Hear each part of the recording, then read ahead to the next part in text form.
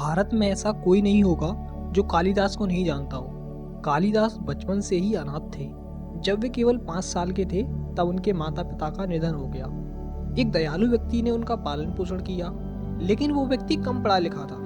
इसलिए कालिदास दिन में पशुओं की देखभाल करते और जब समय मिलता तो गांव में बने काली माता के मंदिर में जाकर पूजा करते। कहा जाता है कि इसी वजह से उनका नाम कालिदास पड़ा। वाराणसी के राजा की एक पुत्री थी विदोत्तमा। वो न केवल रूपवती थी बल्कि बहुत विद्वान भी थी।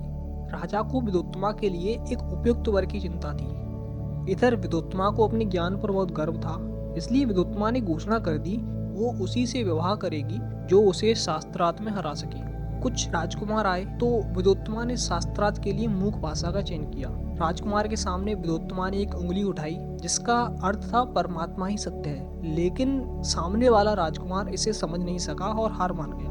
विदोत्तमा बहुत खुश हुई, लेकिन राजकुमार हार का अपमान सहन न कर सका और उसने बदला लेने का निश्चय किया।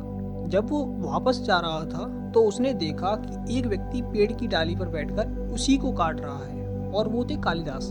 राजकुमार को समझ आ गया कि कालिदास बहुत सीधा और अशिक्षित है। उसने चालाकी से कालिदास को राजमहल ले जाकर विदोत्तमा से विवाह कराने की योजना बनाई।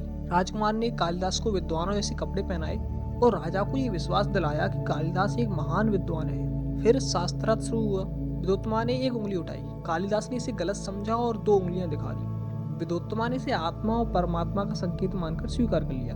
फिर विदोत्तमा ने 5 उंगलियां दिखाई जिसका अर्थ था हमारा शरीर 5 तत्वों से बना है।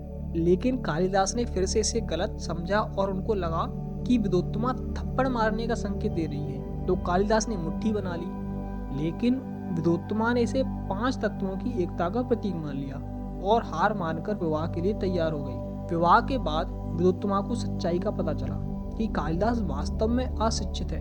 इससे उसे ठगा हुआ महसूस हुआ। उसने कालिदास का तिरस्कार करते हुए उसे मंदबुद्धि कह दिया। इस बात ने कालिदास के आत्मसम्मान को गहरी चोट पहुंचाई। कालिदास ने विदोत्तमा से वादा किया कि वह एक दिन महान विद्वान बनकर लौटेगा।